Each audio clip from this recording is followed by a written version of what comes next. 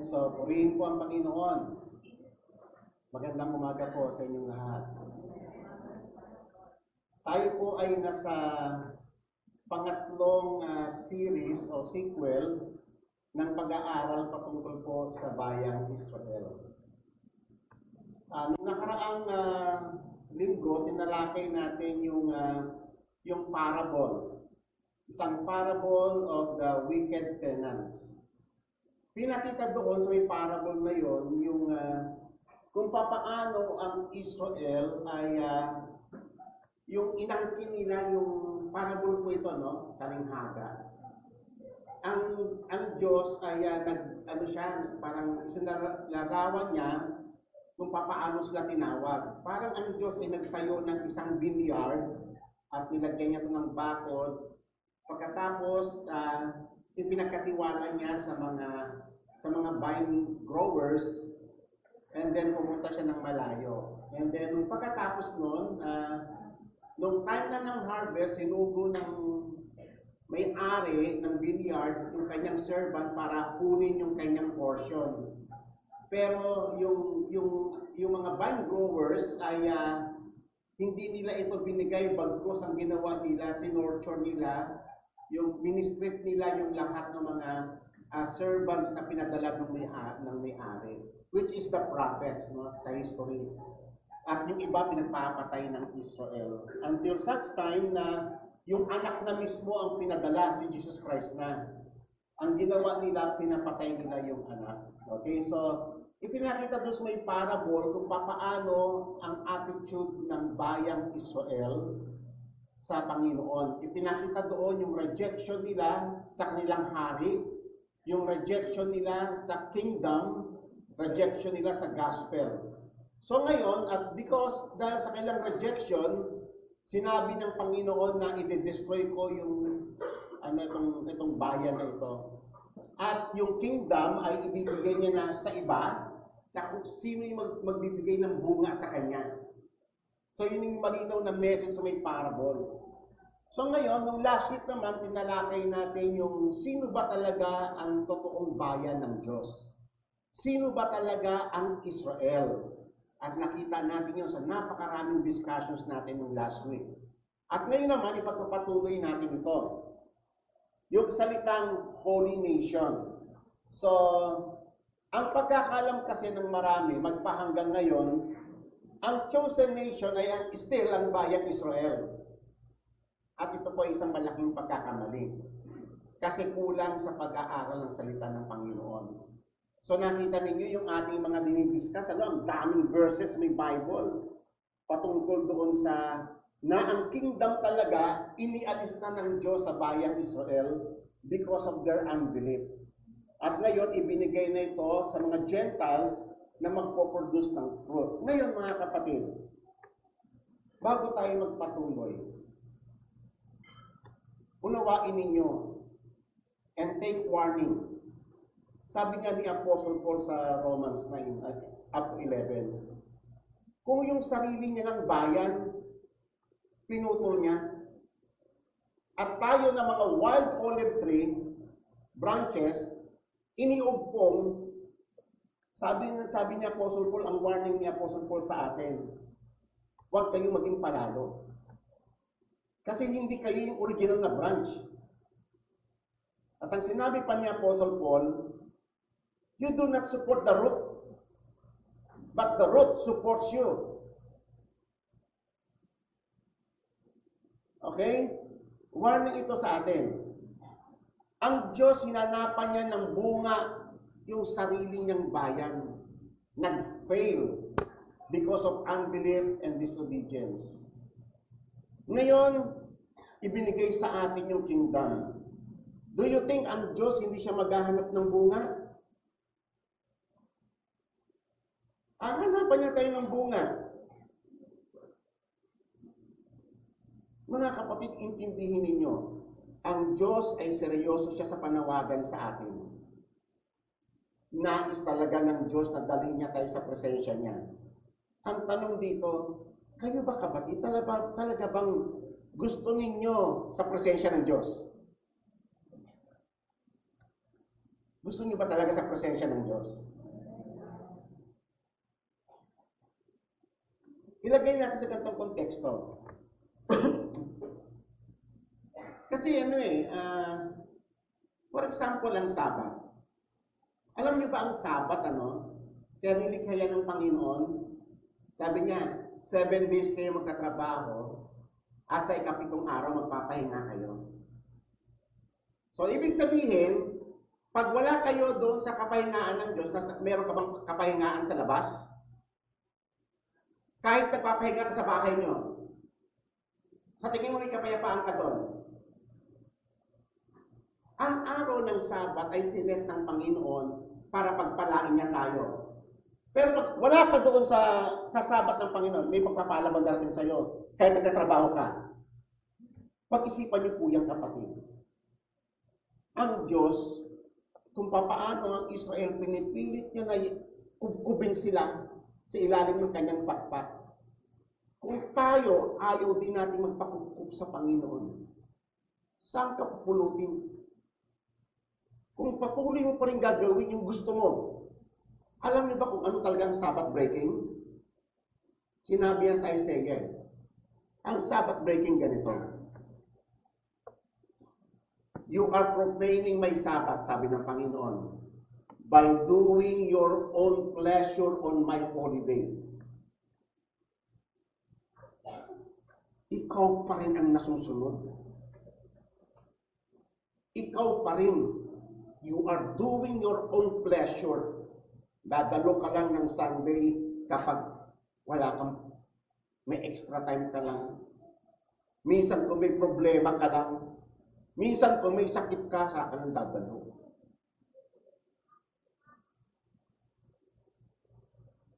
Alam niyo ba kung ano ang Sabbath keeping? You take pleasure. It is the joy na makasama mo ang Panginoon sa loob ng 6 na araw, isang linggong pagtatrabaho. Makakapiling mo ang Diyos. Kasi nagtatrabaho ka talagang occupied ang isip mo sa trabaho. Pag Sabbath day, nandoon ka sa presensya ng Diyos. The presence of God. Tanong ko sa inyo, gusto niyo ba sa presensya ng Diyos? Ang Diyos, seryoso siyang dalhin tayo sa presensya niya eh. Ang tanong dito, kayo ba seryoso kayo sa presensya ng Diyos?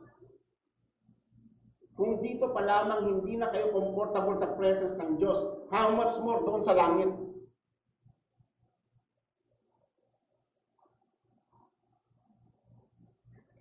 Hindi ito isang laro. Huwag ninyong dalhin dito yung nakasanayan nyo sa Roman Catholic. Magsisimba ka lang kung kailan mo gusto.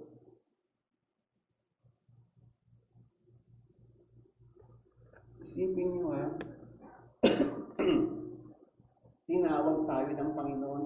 Sino tayo? Hentil tayo eh. Alam niyo ba, the way Apostle Paul describes kung ano yung hentil, mga taong walang Diyos, mga tao na walang pag-asa, mga tao na walang future, wala kang aasahan. And yet, tinawag niya tayo. Andito kayo ngayon. Ginawa tayong tagapagmana ng Diyos. Yun ba ay di halaga sa inyo?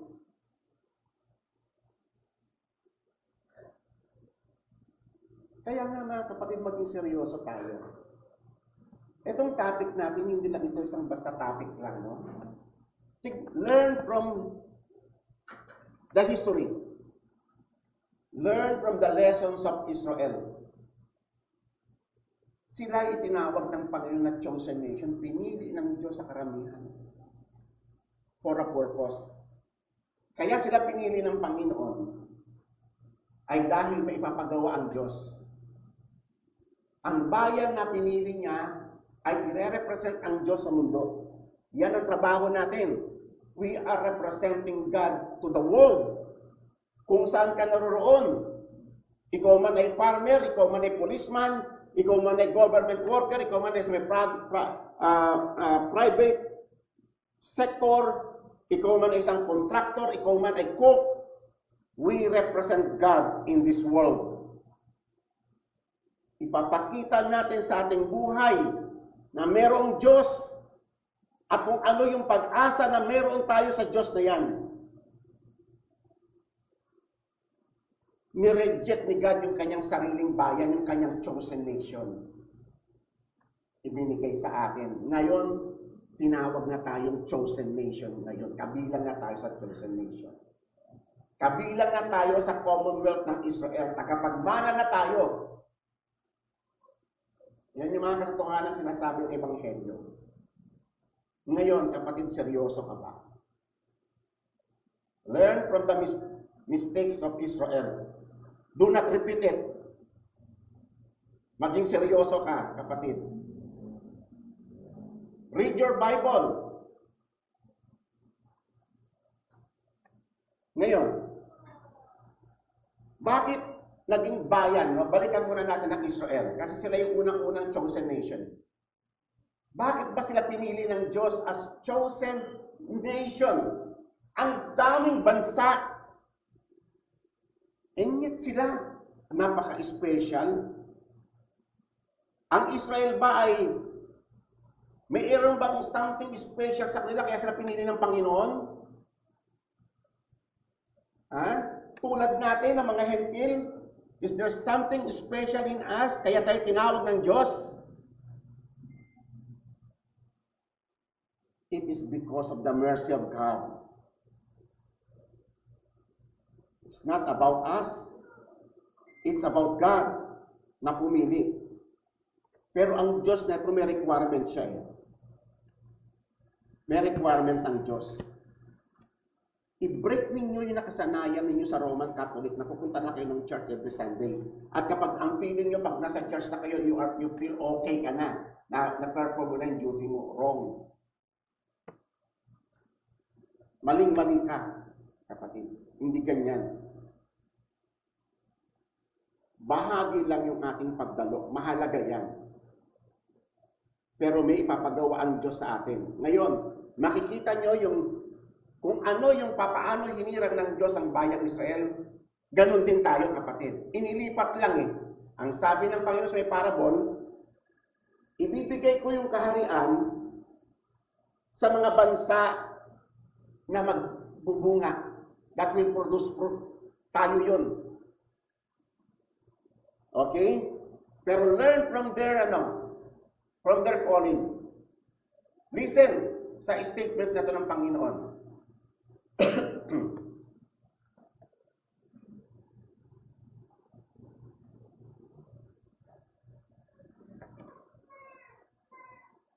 Now then,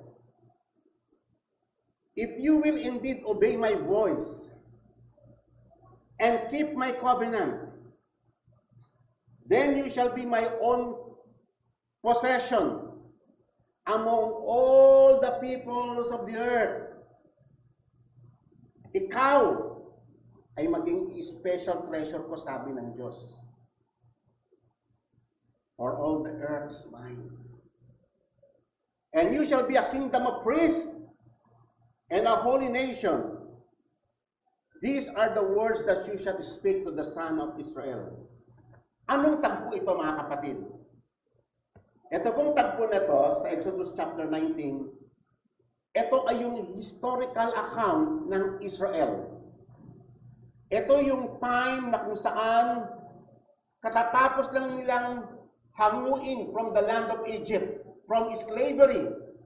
They were enslaved for 430 years in the land of Egypt. Alam niyo ba ang slave? Slave sila ng Egypt sa 30 years, 430 years. Isipin niyo yan. And then tinawag sila ng Diyos. Pinalaya sila ng Diyos. Nagpamalas ang Diyos ng mga himala. Nakita nila kung paano ang kapangyarihan ng Diyos ipinamalas sa kanila. Tumawid sila sa dagat na tuyo. Nakita nila ang wonders ng Panginoon. And then finally, dumating na sila sa may Mount Sinai, na kung saan tatanggapin na nila yung 10 Commandments. 10 Commandments lang ba talaga ang pakay ng Panginoon? No. It is more than that. Sapagkat sila ay papasok na sa covenant ng Diyos. Mula sa araw na yan, papasok na sila, magiging people of the covenant na sila. At bilang people of the covenant, sila ay magiging bayan ng Diyos. Diyan nag-start yung kailang pagiging holy nation nung pumasok sila sa covenant ng Diyos. Yan yung araw na kung saan ay ibinigay ng Diyos yung kanyang Ten Commandments. Palatandaan na sila ay people of God. Ngayon, sabi ng Panginoon, yamang ako ang may-ari ng lahat ng daigdig. Ako ang may-ari ng lahat ng pagpapala sa mundong ito. Ako ang nagpapasikat ng araw. Ako ang nagpapatubo ng mga halaman. Ako ang nagpapakain sa lahat ng mga hayop. Ako ang may kontrol ng lahat ng bagay. Ngayon, tatawagin ko kayong special people, special treasure. Kayo lang ang bayan na magkakaroon ng intimate relationship sa Diyos. Kayo lang yung bayan na kapag nag-pray, pakikinggan ko kayo. Walang ganyang status ang ibang bansa. Amen po ba? Walang ganyang privilege.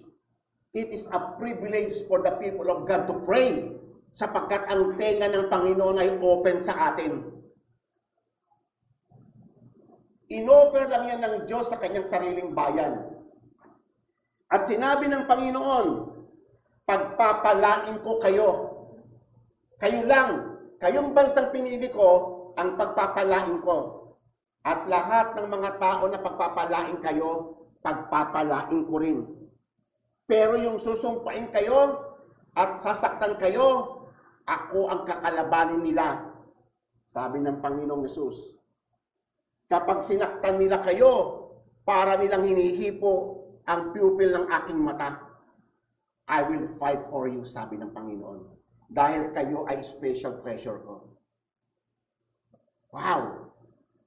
Alam niyo ba, ganyan-ganyan ang promise ng Diyos sa atin? Na pag may kumanti sa inyo, ang Diyos ang kinakalaban niya. Amen po ba? Napaka-special naman natin.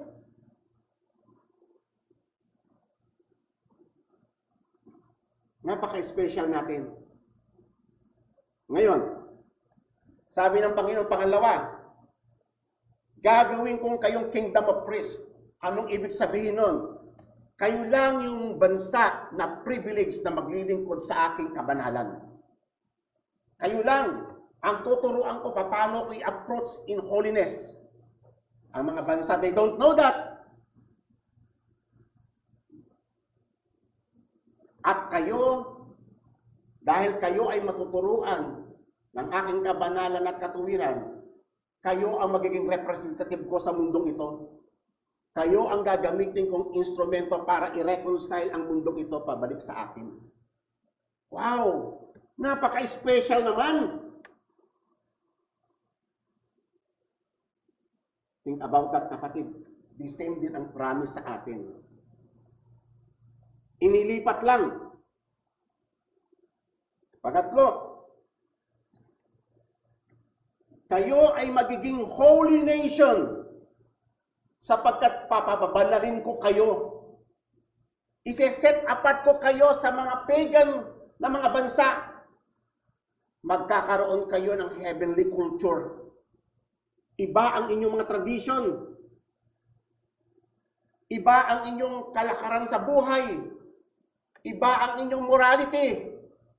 Iba ang inyong mga pananalita.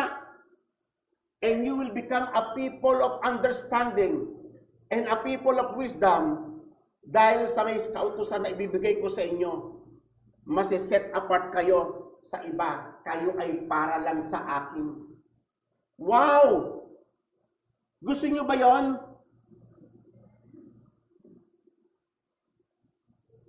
Seryoso ba kayo dyan? Si God seryoso sa pangako niyan. Ganon katindi yung pangako ng Diyos nung tawagin niya ang Israel. Ganon nyo ba nakikita ang inyong mga sarili ngayon, kapatid? O kontento na kayo sa pagiging religyoso? Ha, pupunta ako ng Sunday. Para pag napunta ako Sunday, nahugasan yung kasalanan ko.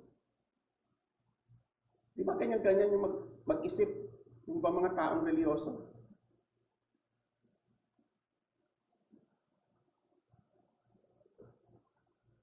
Patandaan ninyo tayo, kakaiba tayo.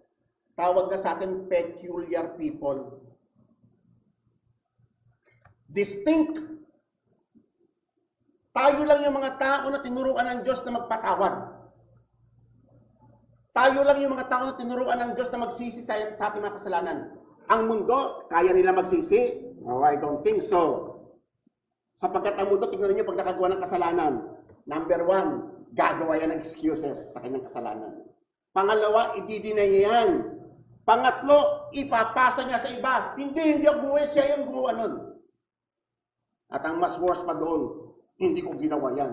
Pati sarili niya, pinaniwala niya na hindi niya ginawa yung krimen niya. Ganyan ang mundo. Hindi nila alam ang salitang repentance. Pero sa atin, biniyayaan tayo ng Panginoon na matuto tayong umamin sa harapan ng Diyos. Kakaiba tayo eh. We fear God. Tayo yung mga tao na lumalayo sa kasamaan dahil we fear God. Kasi we are a chosen people. Ganyan niya hinirang, ganyan niya tinawag ang bayang Israel. Ganyan niya rin tayo tinawag. Inilipat lang sa atin. Ibibigay ko ang aking kingdom sa mga tao na magbubunga. Ang Israel nag-fail. They failed God. Now, tignan ninyo ha, bakit mahalaga ang law sa atin? Tignan ninyo, ito ay sa Deuteronomy chapter 4.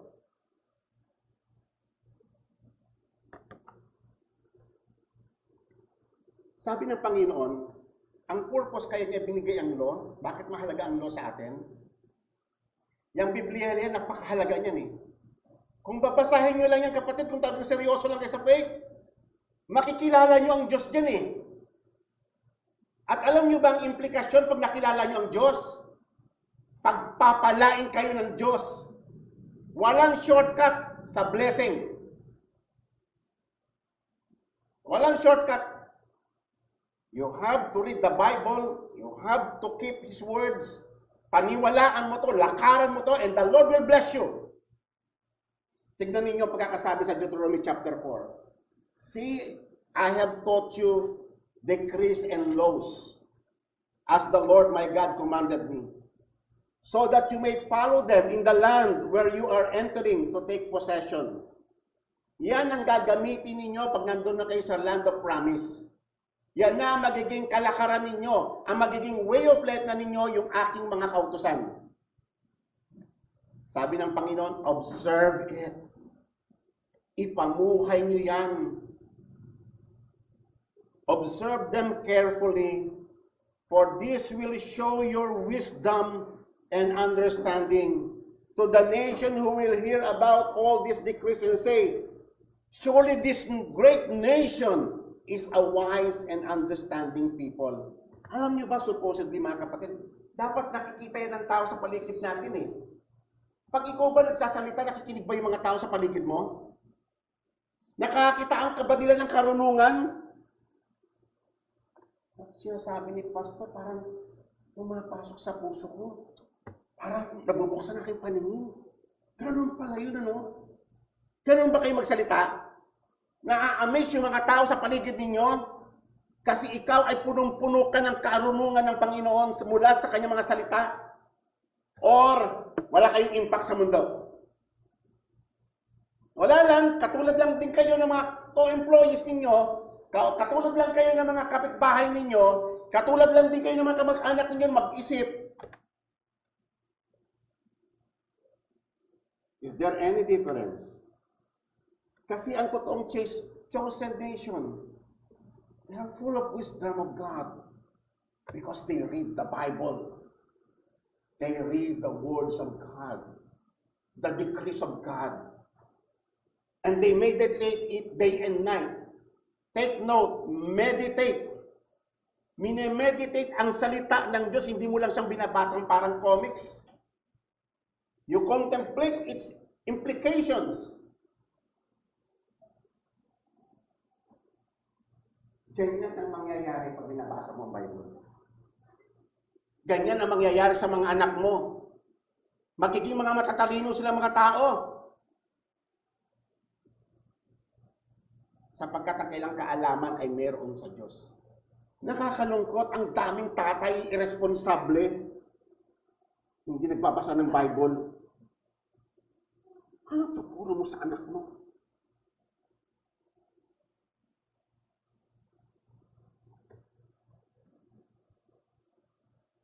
Sabi ng mga tao, what other nation is so great as to have their gods near them? The way the Lord our God is near whenever we pray to Him. Wow!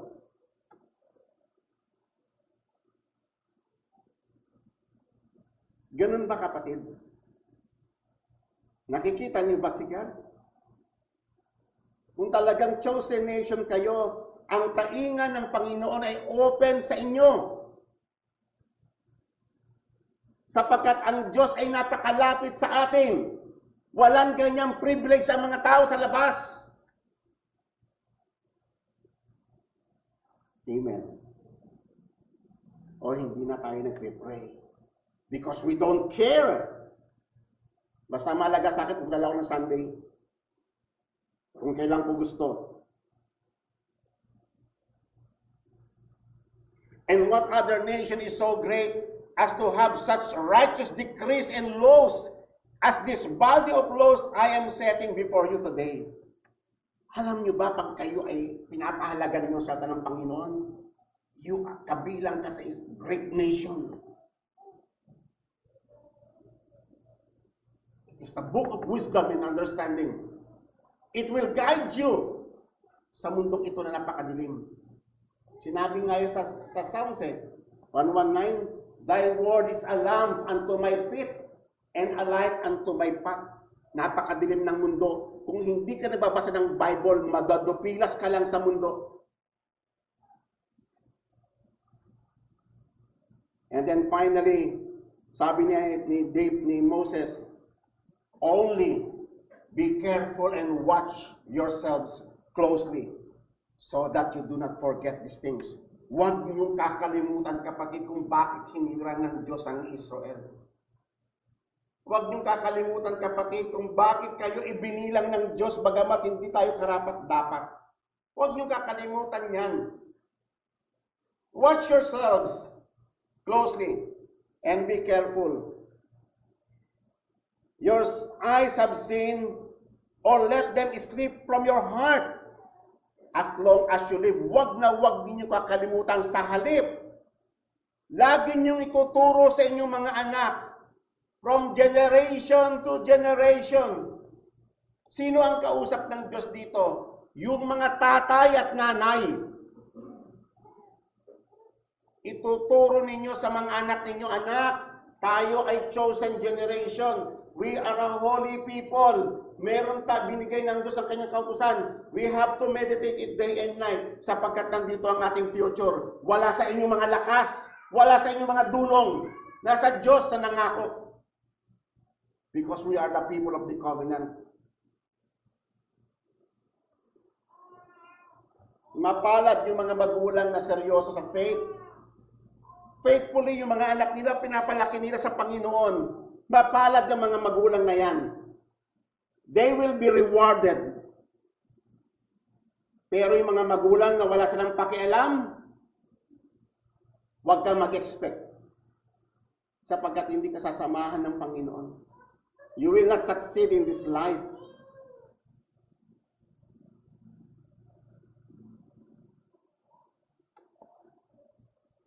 Alam niyo ba, nakakalungkot lang, right from the very beginning nung tinawag sila ng Diyos, buhat ng umpisa na sinabi ng Diyos sa Israel, nagpakilala ang Panginoon, kayo na ngayon ang aking bayan. Right from the very beginning, They failed. They failed God. Alam nyo ba mga kapatid ang history? Pagkabigay ng Panginoon ng kanyang covenant, after na maratify, pinatakan ng dugo. May namatay para mapagtibay yung covenant na sila ay magiging bayan. Pinakyat lang ng Diyos si Moses sa bundok. Pinakyat lang. Moses, umakyat ka matapos ng ratification. Umakyat ka sa bundok. Habang si Moses ay nire-receive niya yung mga commandments ng Panginoon, ano nangyari sa kanyang bayan? Nainip. Sabi niya, wala na si Moses, patay na yata yun. Sabi niya sa kapatid ni Moses, si Aaron, halika, Moses, Aaron, ikaw na mag-lead sa amin. Gumawa ka ng guyang bunto. At sabihin natin, ikaw ang Diyos na naglabas sa amin sa Ehipto. Kay dali. Napakadali. Umakyat lang si Moses 40 days and 40 na sa bundok. Wala na. Sabi ng Panginoon, kabilin-bilin niya, huwag din yung kakalimutan. If you listen to my words and obey my commandments, you shall be a holy nation to me. It is conditional. Tatandaan ninyo, hindi lang po simpleng Diyos-Diyosan yan. Alam niyo ba ang implication ng pagsamba sa Diyos-Diyosan? Hindi lang yung lumuhod ka sa bato. Kada Diyos-Diyosan ay may mga philosophies. Kada Diyos-Diyosan ay may mga principles. Kada Diyos-Diyosan ay mayroong mga practices. For example, yung Molech worship. Ang practice nila, iaalay mo yung anak mo sa Diyos-Diyosan iyan, susunugin siya. Yung baby mo.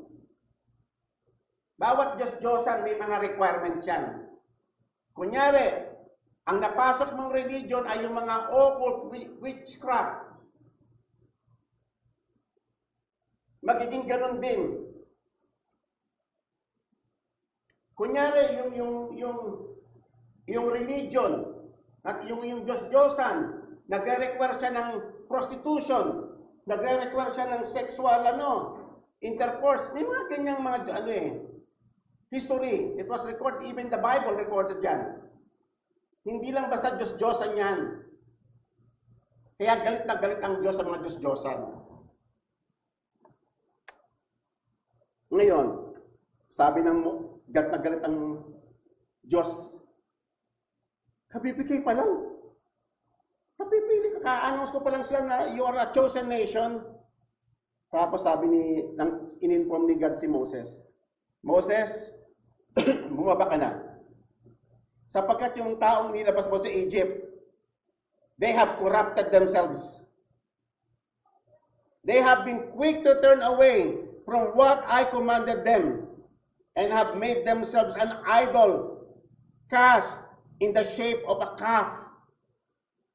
They have bowed down to it and sacrificed to it, and they said, These are your gods, O Israel, who brought you out of the land of Egypt. Kabilis. Take care. Take care mga kapatid.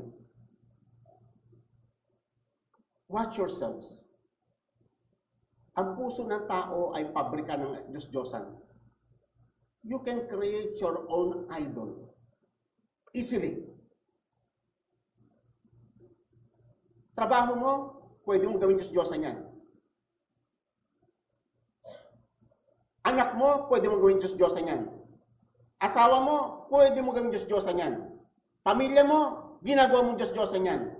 Lahat ng binigay ng Diyos sa atin ay ginagawa natin Diyos-Diyosan. Historical po yan. Be careful.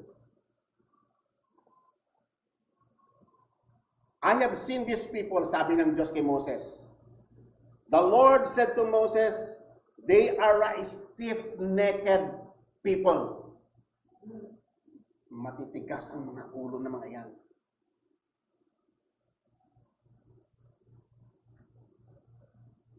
And then, sabi ng Panginoon sa kanya, Now, hayaan mo ko, Moses. in my anger may burn against them, that I may destroy them.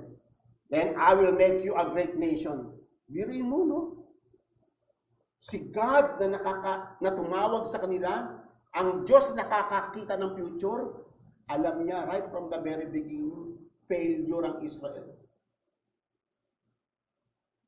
Yet for the sake of the elect, nanatili ang Israel for thousands of years. For the sake of the elect, alam na ng Diyos hindi lahat ng nasa bansang iyan ay believer. Mga karamihan sa kanila stiff-necked people. But Moses, si Moses, he is acting as Jesus Christ, as intercessor, the great high priest. But Moses sought the favor of the Lord. O God, O Lord, he said, why should you anger burn against your people, whom you brought out of Egypt with great power and mighty hand? Why should the Egyptians say it was with evil intent that he brought them out to kill them in the mountains and to wipe them off of the face of the earth? Sabi ni Moses, O Lord, baka kutsain tayo ng mga Egyptians kung saan nanggaling sila. Na kaya lang daw sila hinangod doon ay para lamang patayin sa wilderness. Sabi ni Moses, Lord, turn your fierce anger, relent, and do not bring disaster on your people. Alam niyo ba yung intercession na yan? It was the picture of Jesus Christ as the high priest. Ganyan si Jesus nag-i-intercede sa atin, sabi sa book of Hebrews. Sa kahinaan natin, sa kamangmangan natin, araw-araw nag-intercede si Jesus Christ sa lahat ng mga pagkukulang natin. Kung papaano si Moses ay nag-intercede sa may bayang Israel sa katigasan ng kailang ulo.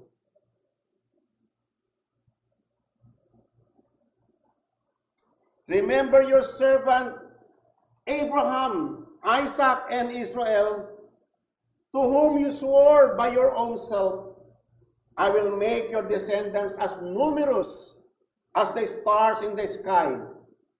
I will give your descendants all this land. I promise them, and it will be their inheritance forever.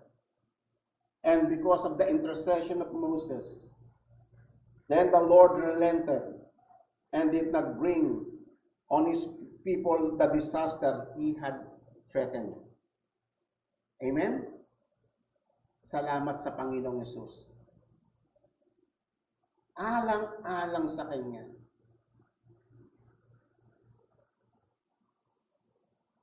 Now, alam niyo ba, buong history, alam niyo ba, sabi nga pa nga kanina no?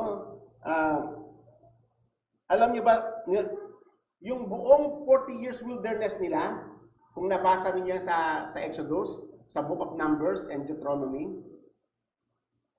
buong record na yon, di ba? Ibinigay ng tabernacle sa kanila as they travel, yung tabernacle, yung Ark of the Covenant, pasan-pasan nila. Pero alam mo ba, nung pinasulat ng Panginoon sa may Book of Amos, chapter 5, bagamat they are bringing the Ark of the Covenant, pero yung Diyos-Diyosan pa rin nasa puso nila. Sinabi ito sa may Book of Amos, chapter 5, verse 25-26. Did you bring me sacrifices and offering 40 years in the wilderness? Ako nga, inalayan niyo ba ako talaga yung sacrifices na nire-require ko? Sa loob ng 40 years na wilderness journey ninyo? Bagamat doon itinuro ng Panginoon yung mga sacrifices, di ba? Pero alam mo, sabi ng Panginoon, nireveal niya, hindi ako inalayan ninyo. Because you have lifted up the shrine of Molech and the pedestal of your idols and the star of your God, Kaiwan. Kaiwan ang pangalan ng kailang star god. Yes! Nandun sila. Nagbubuhat. Kasama sila doon sa mga ano, pero ang puso nila ay idolatry. Hindi ba ganun-ganun ngayon? Nandito tayo, pero idols nandun pa sa puso.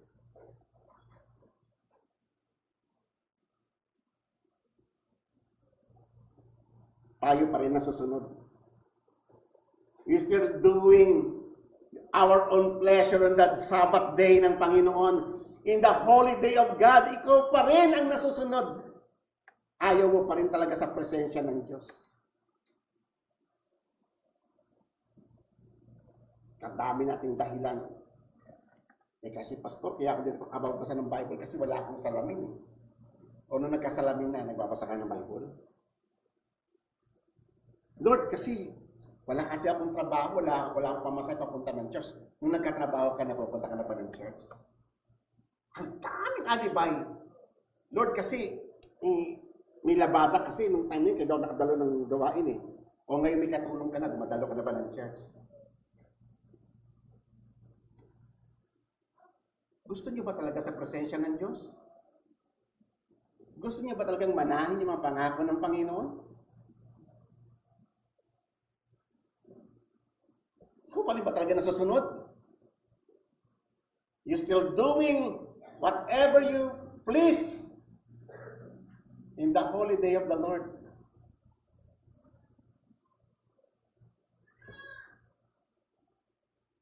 Alam niyo ba, bago mamatay si Moses, nilapitan ng Diyos si Moses. Sabi ng Panginoon kay Moses, Moses, malapit ka nang mamatay. At bago ka mamatay, may ipapasulat ako sa iyong kanta. At ito ay naging popular, kinakanta nila ito. Ang haba nito hanggang verse chapter 32, makikita yung Song of Moses. Ewan ko na kung nabasa na ninyo yun. Yun ay song na pinasulat ng Diyos tungkol sa bayang Israel sa kanyang perpetual backsliding. Kinakanta nila yon para maala-ala nila na totoo lahat ng sinasabi ng Panginoon. And the Lord said to Moses, "You are going to rest with your fathers, and these people will soon prostitute themselves to foreign gods, the gods of the land they are entering. They will forsake me and break my covenant." Sinabi ng Diyos in advance eh. On that day, sabi ng Panginoon, I will be angry with them and I will forsake them. I will hide my face from them and they will be destroyed. Yes, nangyari po yan sa history. Many disasters and difficulties will come upon them. On that day, they will ask, have not these disasters come upon us because our God is not with us? And I will certainly hide my face on that day because of their wickedness in turning to other gods. Because they have broken my covenant. Because they did not listen to my voice. Yung pangako ko na pag nagpipray kayo, nakabuksan tenga ko, hindi. Tatakpan ko ang tenga ko. Sabi ng Panginoon. If you do not listen to the voice of God, tatakpan ng Diyos ang kanyang tainga. Kabaligtaran. Sa halip na sana ang mukha niya, alam niyo ba, every time na binibless ng Panginoon ng kanyang bayan, ganito ang statement na binigay ng Panginoon. Moses, sabihin mo sa may bayan mo ganito, the Lord bless you. The Lord make His face to shine upon you and give you peace.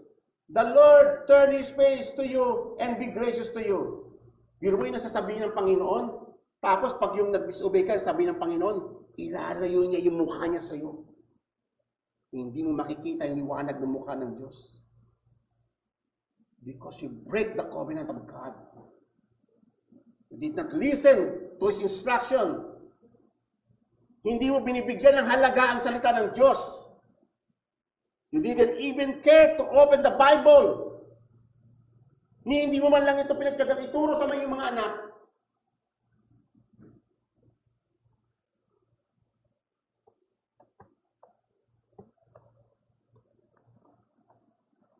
And then, sabi ng Panginoon, now, write down, sabi niya kay Moses. Si God ang nag-dictate ng song na yun, ha? Si God, pinasulat na kay Moses. Ito magiging Song of Moses na maaalala ng bayan mo.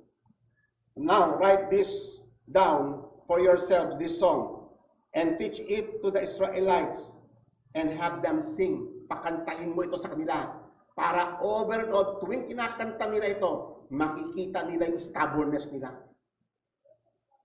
When I brought them into the land flowing with milk and honey, the land of promise, on oath to their forefathers that they will eat their fill and thrive, they will turn to other gods and worship them, rejecting me and breaking my covenant, and many disasters and difficulties will come upon them.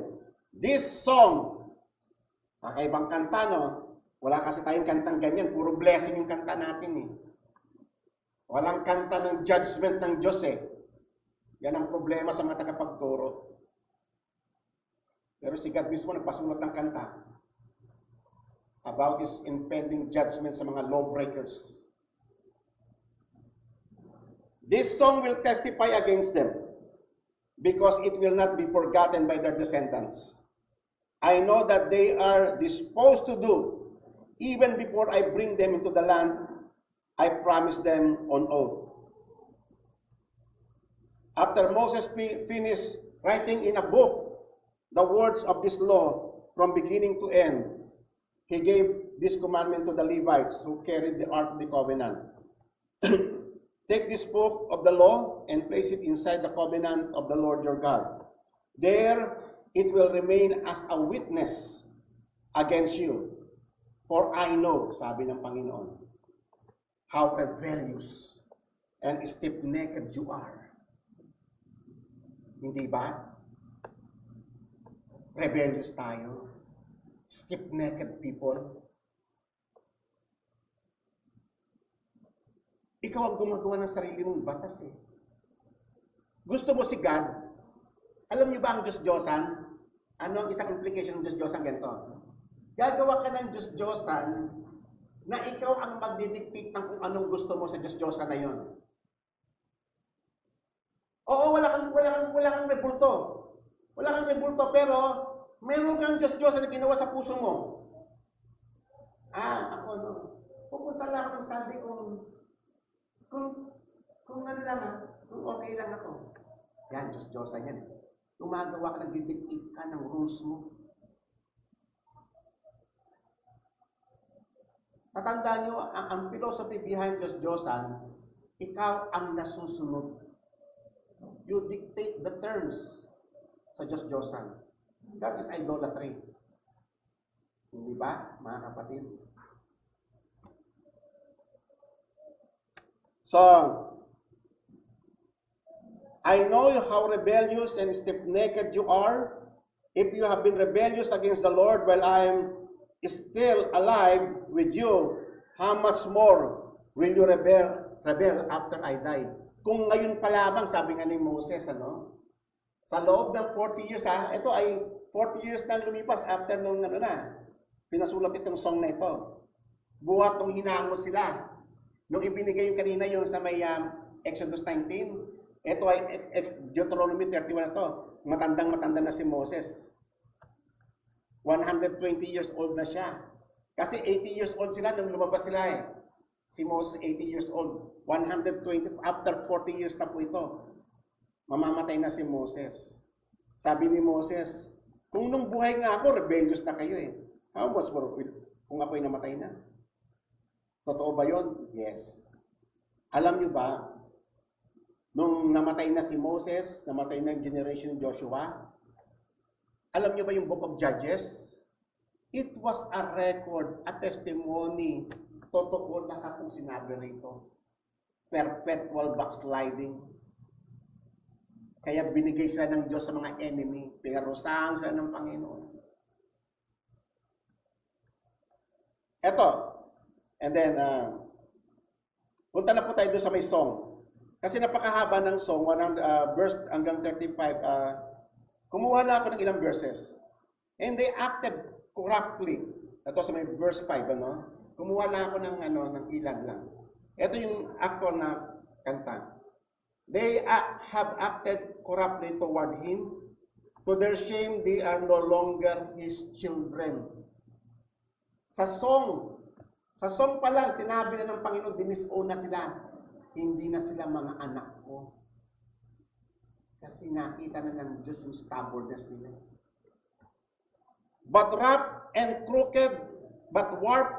crooked generation, Jeshurun grew fat and kicked, filled with food. He became heavy and sleek. He abandoned God who made him and rejected the rock of his salvation.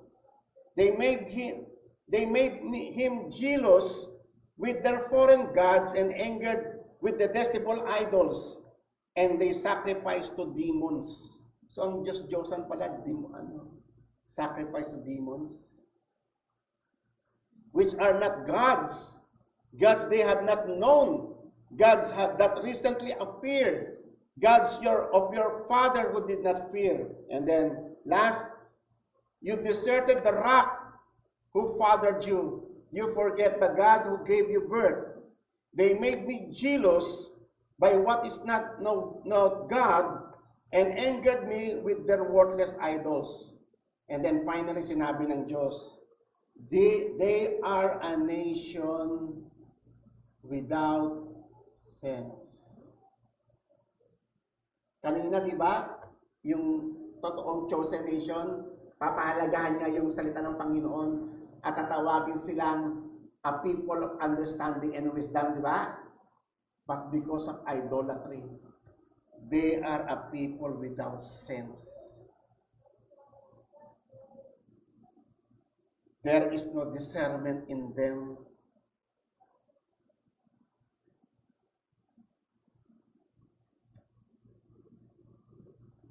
At ang patotoo ni Apostle Paul sa Romans chapter 10 na, but concerning Israel, sabi ng Panginoon, all day long, I have held out my hand to a disobedient and obstinate people. Sa buong existence ng Israel, buhat nung tinawag sila sa Egypt, hanggang sa dinestroy sila sa noong 70 AD, ilang libong taon yun. Ilang libong taon po yun, kapatid. Yung panahon na yun, pinatunayan lang nila yung Song of Moses na totoo. Until finally, dinisinherit na sila ng Panginoon. Tinanggal na sa kanila. As a chosen nation, no, they ceased na maging chosen nation because of their persistent stubbornness.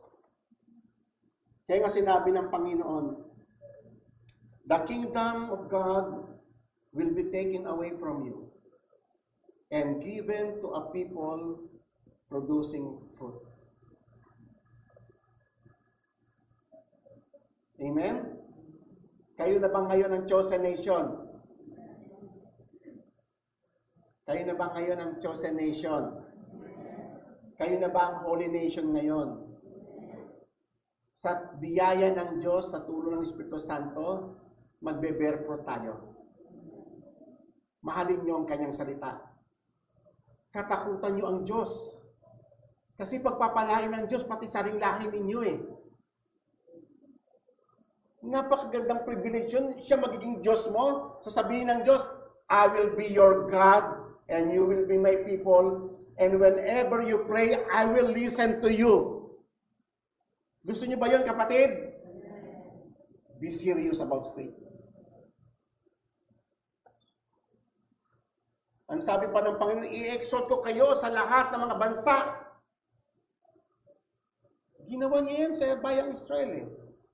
Ganon din ang gagawin ng Panginoon sa kanya, sa atin ngayon. But God seek for fruit. Amen. Ngayon, nag-fail ang Israel. Nag-fail ang physical nation ng Israel. Ngayon, ibinigay na ng Diyos ang kaharian sa Gentile nation para pagsilosin niya yung kanyang sariling bayan. Pero babalikan din siya ng Panginoon in the end. Matapos na makumpleto yung bilang ng mga Gentiles na papasok sa covenant ng Diyos. Okay. Sabi ng Panginoon, ngayon balikan natin ito mga kapatid, this is very important. Sino nga ba talaga ang chosen nation? Right from the very beginning. Nag-fail ba ang Diyos?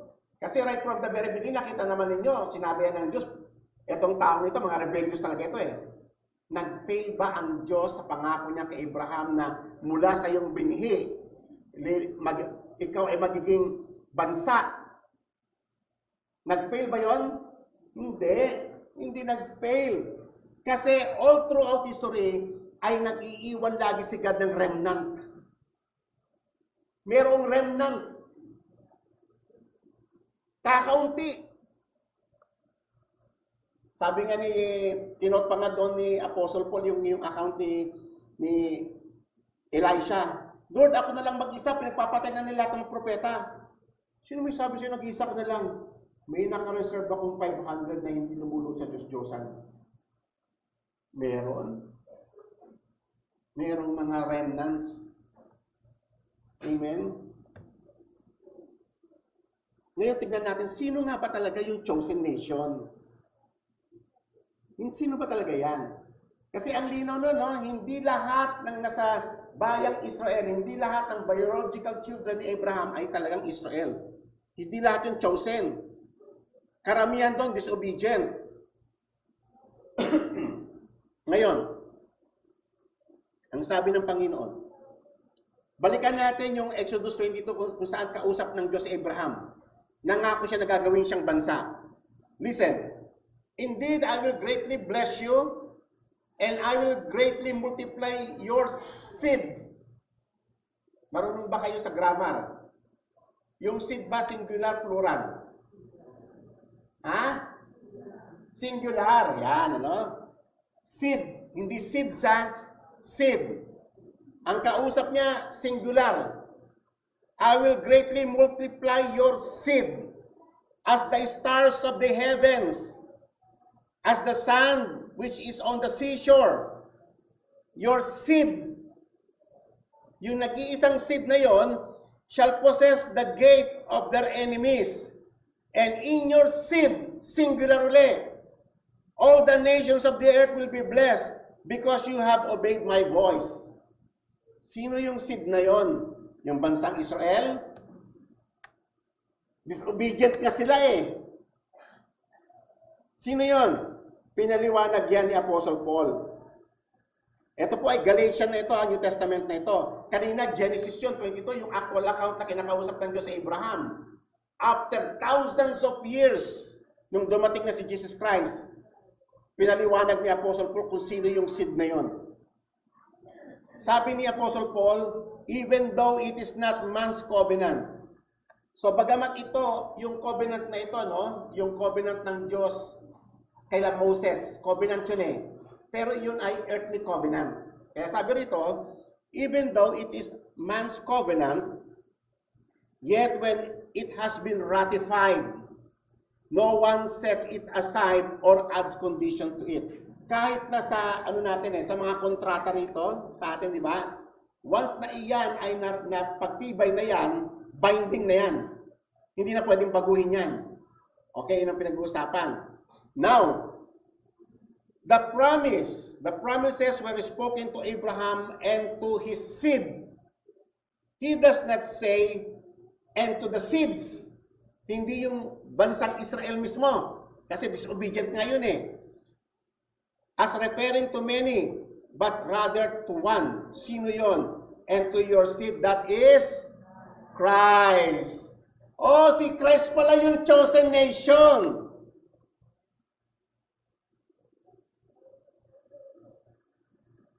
Oh, di ba?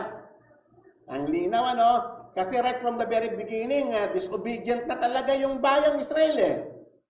Na tinatawag nating chosen nation, na pagkakaalam pa rin na maraming mga born again ngayon, sila pa rin ang chosen nation. Wrong! It's because si Jesus Christ yung pangako.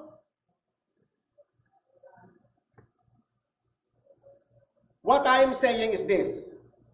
The law which came 430 years later, no? Ibig sabihin, ang tagal nung kinausap ni God si Abraham, bago dumating si Moses, ang habang mga panahon pa, bago pa dumating yung law, does not invalidate yung law na ginawa, yung niratify kila Moses.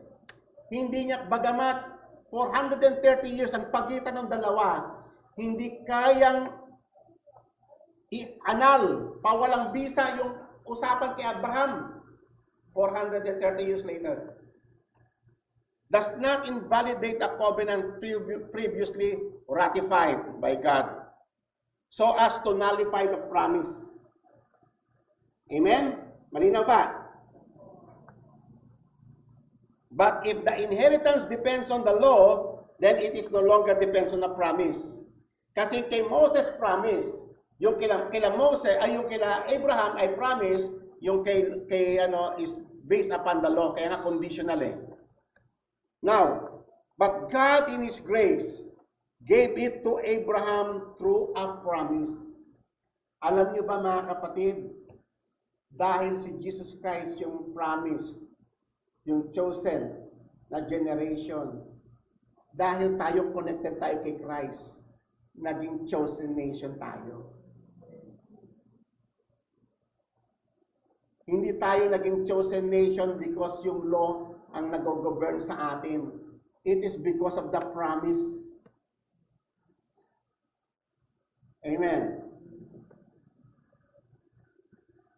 Ngayon, sinabi nga rito ni Apostle Paul, as though the word of God has failed, but it is not as though the word of God has failed, for they are not all Israel who are descended from Israel.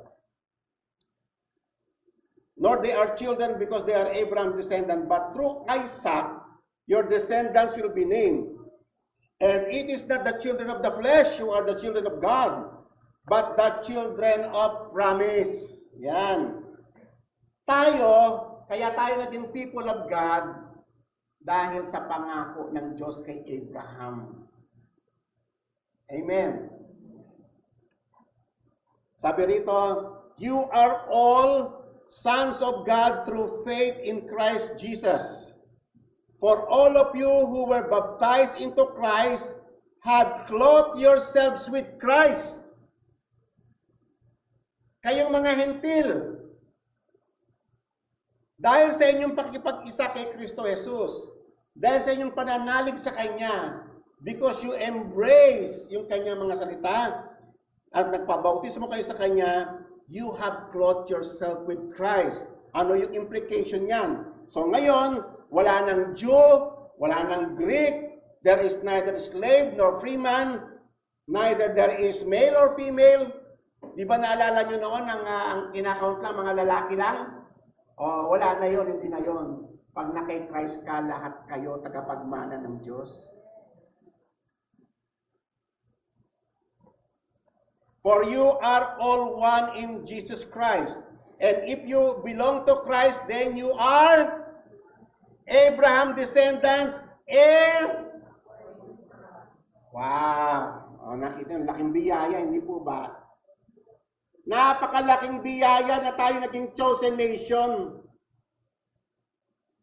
Not because of our deeds, but because of the promise of God. Sa atin na fulfill yung pinakamimiti-mithi ng Israel. Nakapasok tayo. Bagamat hindi tayo karapat-dapat. Now, ito na po si Apostle Peter. Sabi niya, kausap niya na yung mga Gentile Christian na. Both Christian Gentiles at saka yung mga Jew Christian na. Sabi niya, you also, as living stones, are being built up as a spiritual house for a holy priesthood to offer up spiritual sacrifices acceptable to God through Jesus Christ. Kanina di ba ang pangako? Yung kay Moses, you will become a kingdom of priests. Hindi ba? O ngayon, kabilang na tayo doon. Because of Jesus Christ. Naging priesthood tayo. na ibilang tayo doon sa royal priesthood. Makakapag-serve na tayo kay God through Jesus Christ. Bagamat hindi tayo kabilang doon sa lipi ng Libay. Amen? Naging saserdote tayong lahat. Tatandaan ninyo mga kapatid, kung ang Israel ay nag-fail. Nag-fail. Kasi kaya nga, hindi nyo napansin yung unang-unang statement ni Christ sa atin. Ano yun? You are the salt and the light of this world. May functions tayo eh. Meron tayong trabaho sa mundo, dapat nakikita yung liwanag na yan sa atin eh. Amen po ba? Kasi priesthood tayo eh.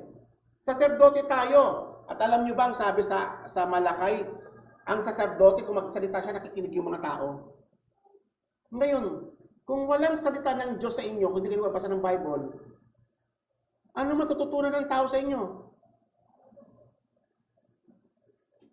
Kung puro teleserye ang pinagkukulan nyo ng panahon, ano matututunan ng mga tao pag salta kayo? Ay, oo, napanood ko rin yan. Yung Marimar, napanood ko rin yan eh. Ang ganda ngayon, nabangan ko pa nga yan eh. Ano tutunan mo doon? Ano mapupulot ng mga tao doon sa may teleserye? Kung puro ka Facebook, ano matututunan mo sa Facebook? TikTok. Ano matututunan mo doon? Yan ba ang trabaho ng holy people of God? The royal priesthood? Tatandaan nyo, we are a people of understanding. We are a people of knowledge. We are a people of wisdom. Lumalabas ang wisdom sa atin because of the Word of God. Mga tatay, mga nanay, ang laki ng responsibility ninyo sa inyong mga anak. Napakalaki. Trabaho nyo yan. Every Sunday, nire-reset natin yung Shema Israel. You shall teach them diligently to your sons. When you walk by the way, when you lie down, when you rise up, sa lahat ng ginagawa ninyo, ituturo ninyo kayo ang directly responsible sa harapan ng Diyos sa pagtuturo sa inyong mga anak. Hindi si pastor, hindi yung mga Sunday school teacher. Kayo, responsible niyo yan. Responsibility niyo yan. And then ito na, finally sinabi na in-announce na ni Apostle Peter. Sabi niya, you, mga Gentiles na to ha, you are a chosen generation, a royal priesthood, His own special people. Di ba yan yung sinabi kayo na sa Exodus 19? Yan yun eh.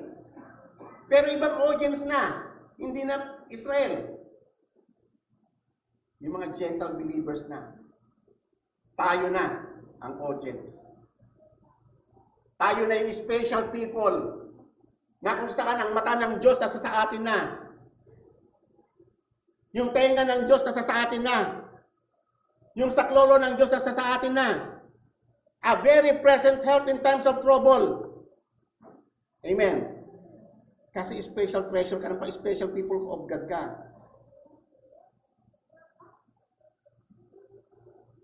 At may gagampanan tayo, ano yun? That we may proclaim what? The praises of Him who called you out of darkness into His marvelous light. Anong ibig sabihin nun? Ang trabaho natin, mga kapatid, ikikwento natin sa mundong ito na makasalanan. Ano yung ginawa ng Diyos sa atin? Kung sino siya. At panumbalikin yung mga tao, pabalik sa Diyos. Hindi yung ikaw pa yung kasama nila sa kalokohan nila. Amen po ba? Chosen nation. Think about it. Special calling. What a great privilege na mapabilang ka sa chosen nation. Pag chosen nation ka, may hope ka na. May future ka na. At siya na ang Diyos mo. At ikaw na ang kanyang anak. You are a people of covenant. That you may proclaim the praises of Him who called you out of darkness into His marvelous light, who once were not a people. Hindi ba totoo yun? Dati hindi naman tayo people of God. Now, people of God na tayo. Amen po ba?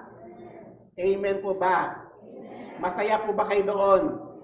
O nalulungkot kayo? Who have not obtained mercy dati, but now, you obtain mercy. Kasi chosen nation ka na eh. Nasa sayo na ang habag ng Diyos. Available na sayo ang blessings ng covenant. Naka-open na ang heaven para sayo at sa iyong mga anak. Huwag ka na maghanap pa ng iba pang blessing. Sigad na ang blessing mo. Intindihin mo na lang. Basahin mo ang Biblia mo, kapatid.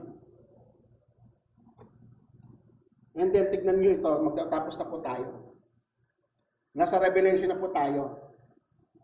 And from Jesus Christ, the faithful witness, the firstborn from among the dead, and ruler over the kings of the earth, to him who loved us and washed us from our sins with his own blood. Anong ginawa ng Panginoong Hesus? Anong implications ng ng redemption niya sa atin? He made us what? He made us what? Kings and unto God and Father. Hindi ba yan yung pangako kay Moses sa Exodus 8:19?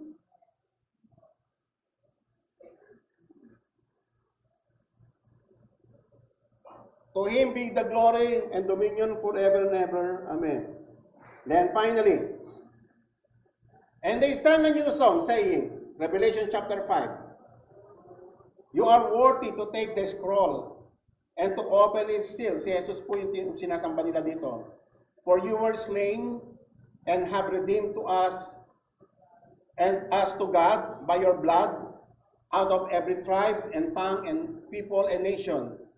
And you have made us what? Kings and to... Yan ang trabaho natin.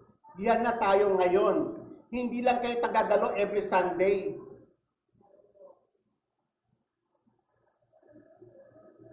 Hindi lang po yan title. It is a function na gagampanan natin sa mundong ito. We are the salt and the light of this world. We are priest and king to this world. Pag nagsasalita ka, pag may lumapit sa iyo, ang sasabihin mo ay yung salita ng Diyos. Counselor ka, kapatid. Ambassador ka ni Christ. Nakikita nila pag nagsasalita ka si God. Amen po ba?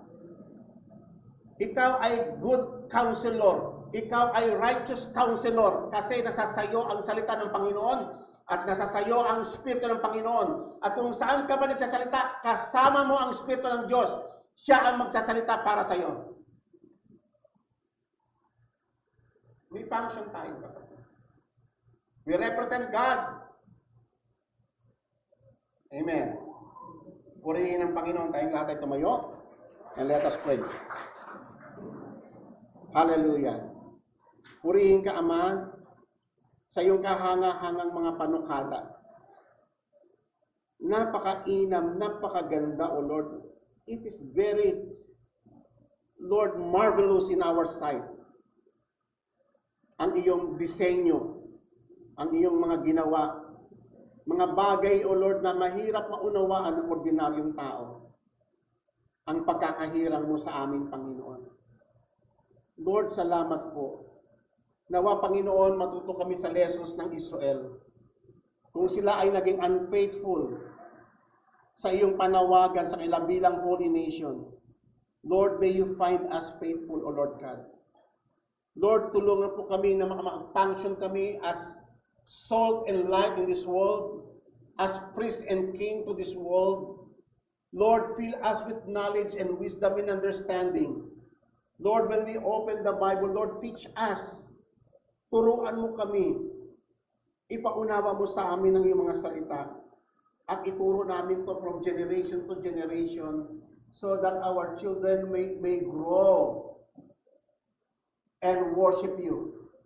That they will not put their confidence in their own strength and wisdom, but in you, O God, the source of all wisdom and understanding. Teach us, O Lord, that we may teach our children diligently. Lord, thank you so much sa lahat ng tinuro mo sa amin sa araw na to. And we are so grateful, Father God, na kami ngayon ay kabilang na sa bayang hinirang, a chosen nation, a special treasure belonging para sa iyong purpose, set apart for your holy purpose. Bless us, O Lord God, in our generations to come. In Jesus' name we pray. Amen.